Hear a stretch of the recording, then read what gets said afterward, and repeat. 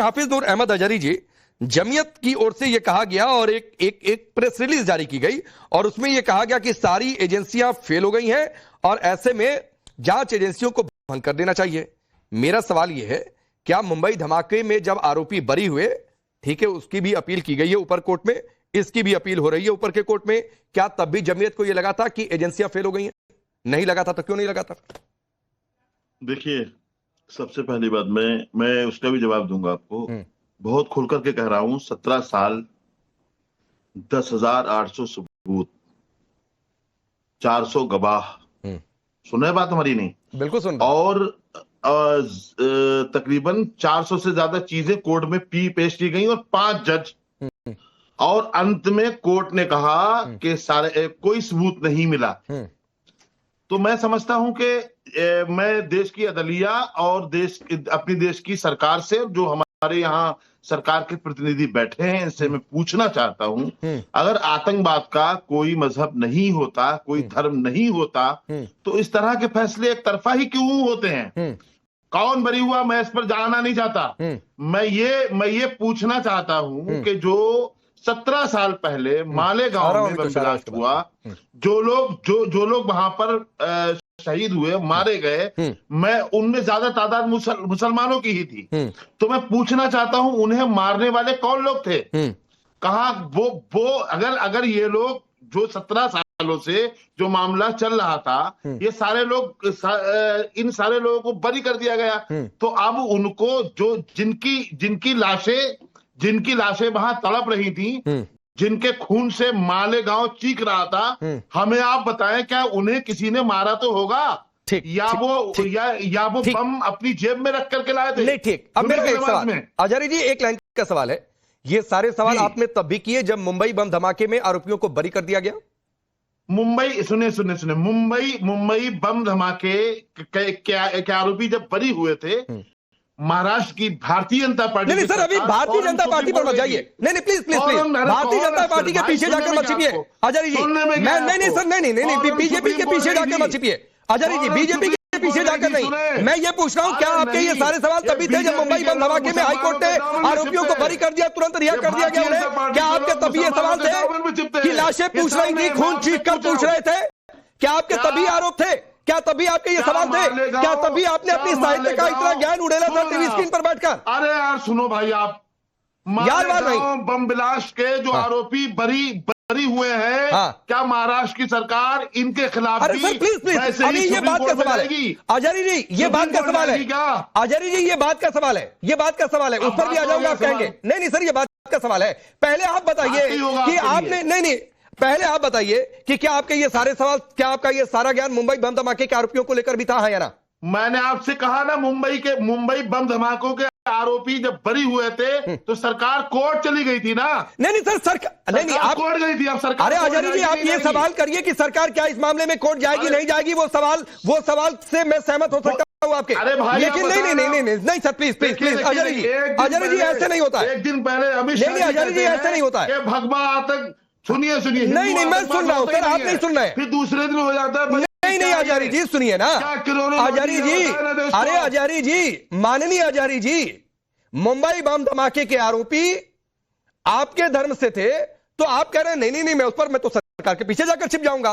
लेकिन मालेगांव केस के आरोपी जो बरी हो गए, ये हिंदू धर्म के थे, तो आप ये कह रहे हैं अरे इसमें क्यों नहीं? तब लाशें चीख कर पूछ रही थी, खून चीख कर पूछ रहे थे। अब रुक जाइए सर, उस फैसले के खिलाफ गई है सुप्रीम कोर्ट। मैं अजहरी जी, गई है या नहीं गई है बताया मैं? आप गई है। मैं कह रहा हूं, आप ये सवाल करिए कि मालेगांव केस में क्या सरकार कोर्ट जाएगी? मैं इस सवाल का जवाब ले सकता हूं आरपी सिंह से, मैं इस सवाल को आगे टॉस कर सकता हूं, आपके इस सवाल को इंडोर्स भी एक लेवल तक कर सकता हूं, लेकिन आप मुंबई बम धमाके के आरोपियों पर ना चुप बोलेंगे नहीं? कैसी बात कर रहे हो? मुंबई कैसे भाई? मुंबई बरी हुए सरकार गई, हमने मान लिया। प्लीज सरकार अमितोष पारे, तब लाशें नहीं चीख कर पूछ रही थी, तब खून चीख कर नहीं पूछ रहा था, तब जो मर गए उनको न्याय कैसे नहीं मिला, और तब तो निर्दोष करार दे दिया गया। आदिल हसन की पार्टी के मुखिया ने कहा कि निर्दोष है, क्यों अपील कर दी गई सुप्रीम कोर्ट में? भाई चलिए ठीक है, मैं कह रहा हूं कि निर्दोष है, नहीं है, सुप्रीम कोर्ट में मामला गया, वहां से क्लियर होगा, लेकिन ना उसमें पैमाना अलग है, इसमें पैमाना अलग है।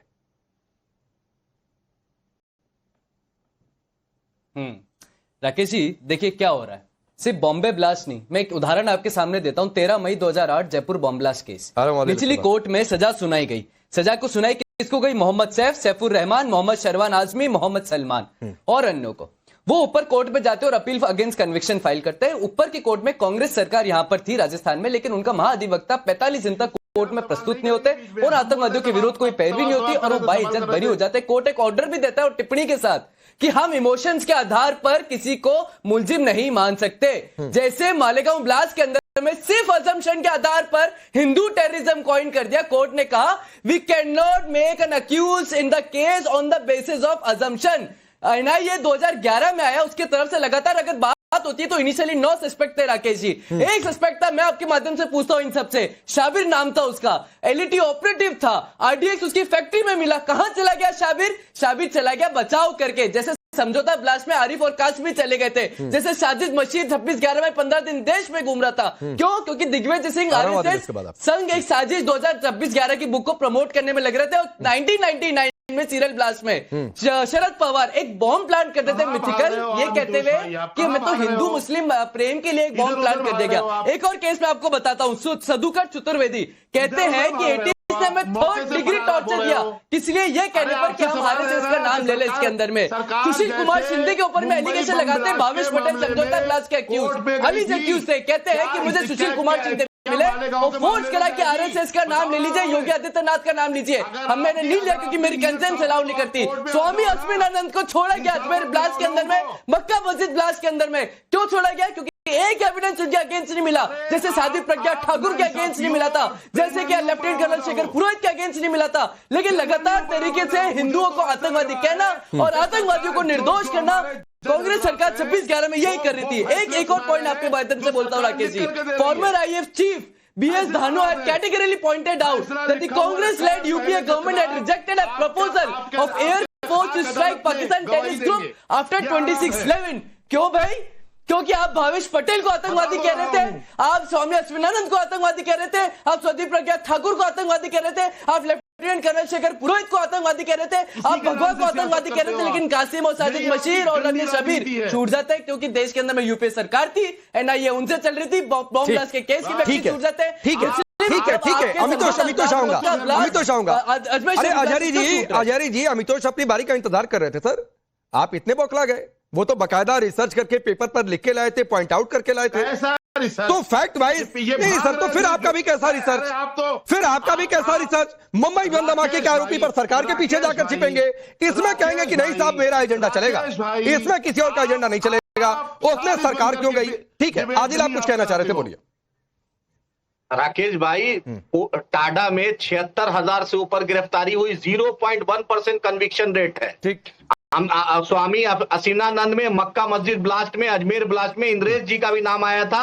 सुप्रीम कोर्ट सरकार नहीं गई, अपील में नहीं गई। उसके बाद हेमंती सावरकर का नाम अभिनव भारत का आया था, उसमें सुप्रीम कोर्ट सरकार नहीं गई। अगर इस सरकार में दम है, अमित शाह को बोल रहा हूं, अमित शाह जो देश के गृह मंत्री हैं, हिम्मत है तो सुप्रीम कोर्ट का एसआईटी बना के सिटिंग जज से जांच करा दे, तब दूध का दूध पानी का चला जाएगा। इनका बेटा पाकिस्तान से क्रिकेट खिलवा रहा है और यहाँ पानी और देश की बात कर रहा है, पीओके को कब्जा करने की बात अमित शाह कर रहे थे। आज टाटा फुस हो गया। राजनाथ सिंह क्या बोलते हैं? डीजीएमओ फोन कराया तो कुछ नहीं बोल पाए, तो कुलभूषण जाधव और फिशरमैन को जो पाकिस्तान पकड़ा उसको क्यों नहीं अमित शाह छुड़वा पाए? क्यों नहीं राजनाथ सिंह छुपा पाए? अमित शाह को मैं बोल रहा हूं, है हिम्मत तो सुप्रीम कोर्ट जाए, असीमानंद के खिलाफ है हिम्मत तो मालेगांव में जाए। याद रखें, देश जानता है कि आरके सिंह को आपने बुलवाया था और आप 10 साल उसको मंत्री बना के रखे हैं। इस देश की सच्चाई है। जय शाह पाकिस्तान से क्रिकेट खिलवा रहे हैं, अनुराग ठाकुर शाहिद अफरीदी से मिल रहे हैं, एक सच्चाई। और नवाज शरीफ क्या बिरयानी खाने मोदी गया था, अजहर मसूद को वाजपेयी छोड़े थे। ये देश की सच्चाई है। आरपी सिंह बार बार अमित शाह का नाम ले रहे हैं, इनको हिम्मत देखनी है। अमित शाह ठीक है किया था आरपी सिंह।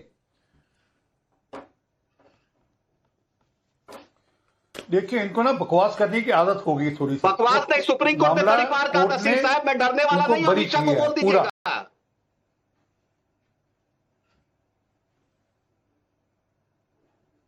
ये किस पार्टी से हैं मैं जानता नहीं, मैं टीवी देख नहीं पा रहा, मुझे पता नहीं किस पार्टी से हैं ये एमआईएम के प्रवक्ता हैं आदिल। जिस पार्टी से जिसको दूल्हे भाई को भेजा गया था फॉरेन डेलीगेशन में, असदुद्दीन ओवैसी साहब के पार्टी से है। जो दूल्हे भाई को भेजा गया था, जो पाकिस्तान को मुंहतोड़ जवाब दिया था, उसी पार्टी का प्रवक्ता हूं। हम बिरयानी खाने नवाज शरीफ के नहीं जाते हैं, हम अजहर मसूद को कन्नार में नहीं छोड़ते हैं। धन्यवाद। हम रक्षा दलाली राष्ट्रीय अध्यक्ष बीजेपी का करता है, हम वो नहीं करते हैं। मंगारू लक्ष्मण आदिल प्लीज थोड़ी सी मर्यादा बनाकर रखिए आदिल। नहीं होता है ऐसा, आप जिसको मनाए हिम्मत है दलाली करता है। सर आपकी पार्टी वकीलों से भरी पड़ी है, जाकर कोर्ट में चैलेंज कर दीजिए, दलाली साबित कर दीजिए। यहां पर आकर बैठकर चैनल पर ज्ञान मत दिया करिए। मैं आपसे कह रहा हूं, आपने एक बात कही आदिल, रिप्लाई लीजिए आरपी सिंह से प्लीज, रुक जाइए। बोलिए, रक्षा दलाली बीजेपी का राष्ट्रीय अध्यक्ष किया था बंगारू। आरपी सिंह रिप्लाई करिए, आरपी सिंह।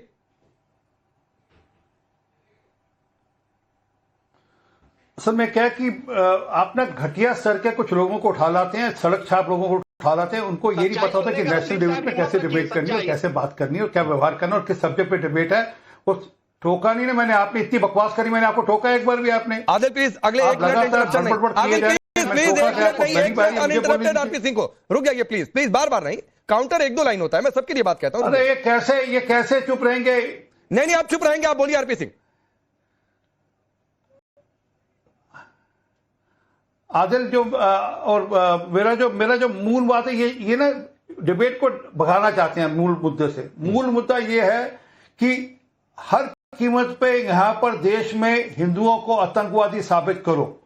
राहुल गांधी ने अमेरिका के एम्बेसडर को बोला कि यहां पर लश्कर तोबा से बड़ा खतरा देश में आज आतंकवाद से, हिंदू आतंकवाद से है। शरद ये अभी बात कर रहे थे 1993 के ब्लास्ट की।